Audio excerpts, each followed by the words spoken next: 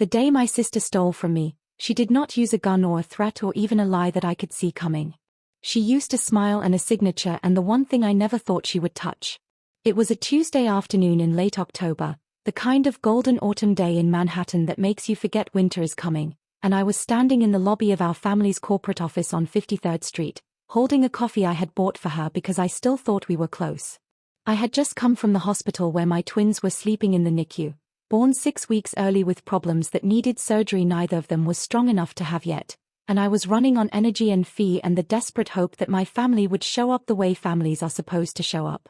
My sister Victoria was already upstairs in the meeting room, preparing for a meeting she had told me was normal, something about trust accounts and yearly payments, paperwork I had signed 100 times without really reading because I trusted her the way you trust someone who shared a bedroom with you for 18 years. I rode the elevator up with my coffee and my tiredness and my total belief that family meant something, and when I walked into that meeting room, I saw my father sitting at the head of the table with his back to the window, my mother beside him with her hands folded like she was at a funeral, and my sister standing at the front with a screen behind her showing numbers I did not understand yet. Victoria smiled at me the way she always smiled, warm and confident and just a little bit superior, the smile of someone who had spent their whole life being the favorite and had never once doubted their place in the world. She said my name softly, almost kindly, and then she clicked to the next picture and I saw my grandfather's face on the screen, a photo from 20 years ago when he was still alive and still believed his grandchildren would take care of each other. And then she started talking about the money, about the trust fund our grandfather had set up for the two of us equally, about the money that was supposed to secure my children's future, about how she had moved assets because of what she called my money problems and mental stress. I stood there in my jeans and my old sweater with a coffee cup in my hand and hospital visitor stickers still on my wrist, and I watched my sister explain to our parents that she had legally moved ownership of my half of the money into a company she controlled, that she had done it with papers I had signed during the weeks when I was barely sleeping and barely eating and barely working while my babies fought for their lives, that she had done it because she believed I was unable to manage money, while dealing with what she called my personal crisis. My mother nodded like this was okay. My father stared at the table like he had practiced this moment and could not look at me.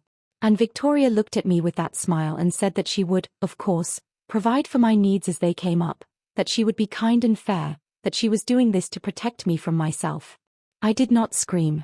I did not cry. I stood there in that meeting room with the autumn light coming through the windows and the smell of fresh coffee in the air and the weight of total betrayal pressing down on my chest, and I felt something change inside me that I did not have words for yet.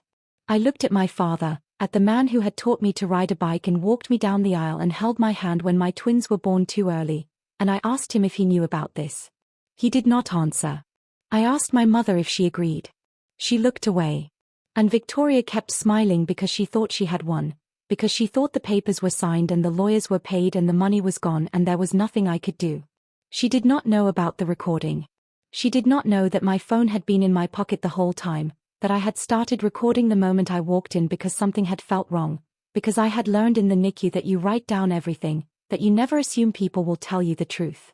She did not know that I had her voice saying every word, that I had my father's silence and my mother's help and her own proud confession kept in digital files that no lawyer could deny.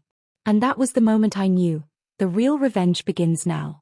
I walked out of that meeting room without saying another word, and I did not look back because I knew if I looked back I would see them the way I had always seen them, as family, as the people who were supposed to love me, and I could not afford to see them that way anymore.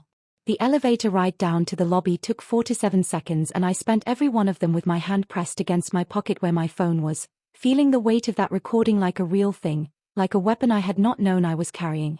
The lobby was full of people going about their normal lives, checking their watches and fixing their ties and complaining about traffic, and I walked through them like a ghost because I was already somewhere else, already planning, already thinking. I got in a taxi and gave the driver the address of the hospital and spent the ride looking out the window at the city I had grown up in, the city where my family had built their name and their money and their status, and I thought about how none of that mattered if the people inside those buildings could do what Victoria had just done and call it love. The twins were still in their beds when I got there, still tiny and weak and fighting for every breath, and I stood between them with one hand on each plastic wall and I made them a promise I meant to keep. I told them that their aunt had tried to steal their future, that their grandparents had helped her, that the money their great-grandfather had left for them was gone for now but that I would get it back, that I would get back everything that belonged to them and more, that I would make sure the people who did this understood what it meant to hurt someone who had nothing left to lose. I did not know how yet. I only knew that I had that recording and I had my anger and I had the kind of focus that comes when you realize the people you trusted most in the world were never really on your side. The days that followed were a blur of hospital halls and sleepless nights and phone calls I could not bring myself to answer. Victoria called 17 times in the first week, leaving messages that started worried and became angry and finally turned cold, telling me I was being dramatic, telling me I needed to think about what was best for the family, telling me that if I did not answer she would assume I agreed with her choices.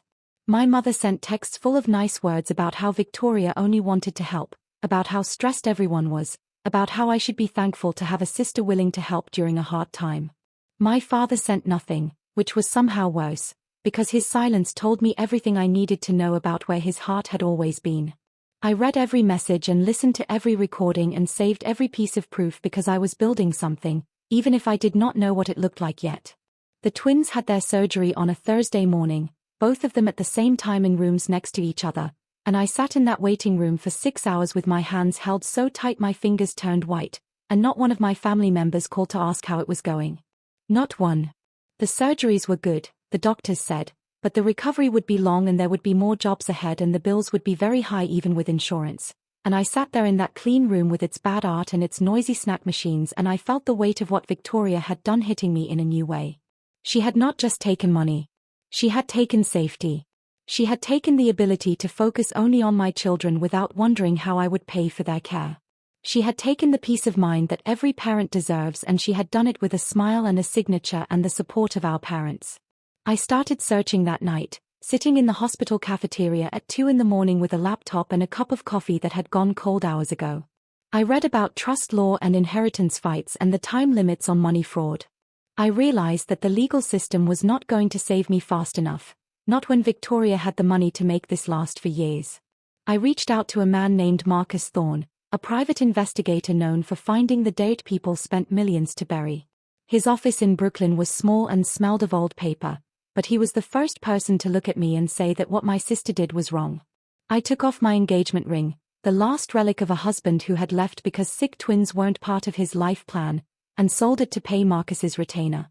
While he dug into Victoria's life, I became a student of my own tragedy, learning that family financial abuse is a global epidemic. I sat in the hospital library as Leo and Mia grew stronger, watching their heart rate stabilize on the monitors while I tracked the heartbeat of my sister's greed. 3 weeks later, Marcus found the crack in the foundation. Victoria hadn't just stolen my share, she had been embezzling millions from the family's charitable foundation for years, funneling funds into shell companies with names like Highland Reach. She had been using money meant for hospital wings and scholarships to fund her Upper East Side art collection and social status. I had the proof, IP logs, wire transfers, and emails she was too arrogant to delete. When January arrived, I called for a final meeting in the same boardroom where I had been betrayed. I didn't arrive as a tired victim. I wore a black power suit and carried a folder that could put Victoria in federal prison for 20 years. I played her own voice back to her, then laid out the evidence of her fraud. I gave her one choice: return my inheritance with interest, resign from the company, and sign over her voting shares, or I would go to the FBI. She tried to negotiate, offering me half, then 2/3, but I told her this wasn't a deal, it was a reckoning. She signed with shaking hands, a bully who finally met someone she couldn't break. The money came back over the following weeks, and I quietly took over the foundation, ensuring every cent went to those who actually needed it. I moved to a new home, changed my number, and built a life centered entirely on Leo and Mia. My parents tried to call, but I realized their silence during my darkest hour was an answer I didn't need to hear again. Now, 7 years later, the twins are healthy and bright, running through the park during golden sunsets that no longer feel like a trap. I told them the story of their great-grandfather, a man of integrity, but I haven't told them about their aunt yet. I want them to know that love is shown through deeds, not words. The recording is still on my phone, not to hurt me, but to remind me that I survived. Real revenge wasn't about ruining her, it was about building a life so beautiful that she became irrelevant. The point was never the money. The point was them.